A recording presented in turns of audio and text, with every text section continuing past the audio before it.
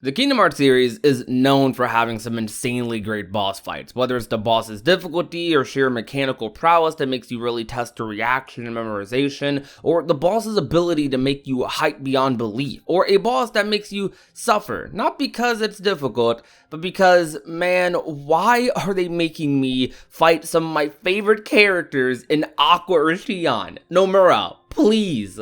Unfortunately, we had one of the last ones recently. I made a few videos and topics about who the final boss could have been for Union Cross pre-ending, as I was partially expecting a heartbreaking boss, though I was thinking along the lines of a Strelitzia, or maybe a surprise Master Ava boss, though nope, they made the final boss for Union Cross our best friends in the near decade this series has been going on in Ephemer and Scold. The same two characters that essentially saved our lives, and even though we weren't dandelions, we were close enough with them to the point where they brought us to the world that came after. Again, Nomura, please. The worst part is, the player just kind of dominates them with these broken medals, and it's a 2-on-1 to our disadvantage. So not only did we have to fight them, we basically completely destroyed them. Could you imagine this boss fight remastered for a console game? The music, the end of the world atmosphere, with you just surrounded by all the darknesses, pretending to be one of them,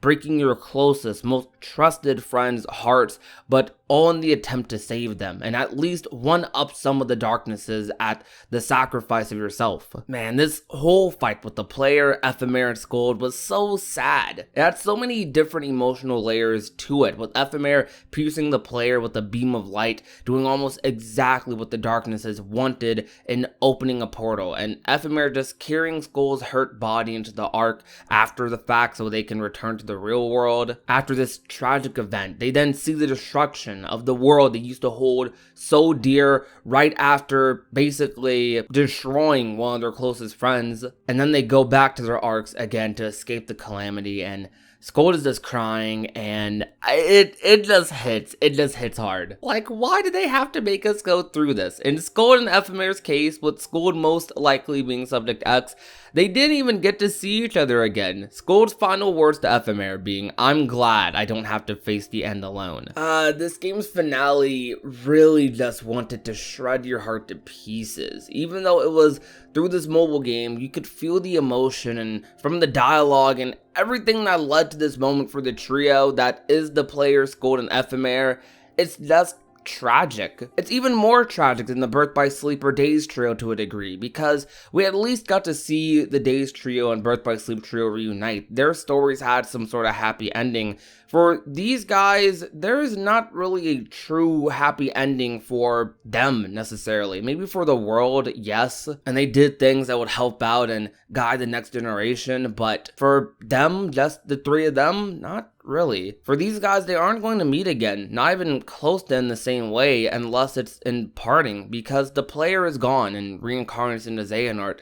Ephemer builds Scarlet Kylum and leads a future generation of Keyblade wielders and likely passes, and Scold is Subject X with her memories gone likely, being in a literal sense the sole survivor of that trio unless something crazy happens and they bring the others back somehow. Though even then in that situation, it wouldn't too much take away from how tragic these characters' endings are in Union Cross. The friendship of these characters felt very real because they had been through so much together, and the thing on Scold's mind isn't where she'll end up next or even what has become of the player after being sent through a portal with the darknesses, all of them. The thing on her mind at the end of it all is that she wasn't alone in the end. Nomura, why? Now she's a daydreamer.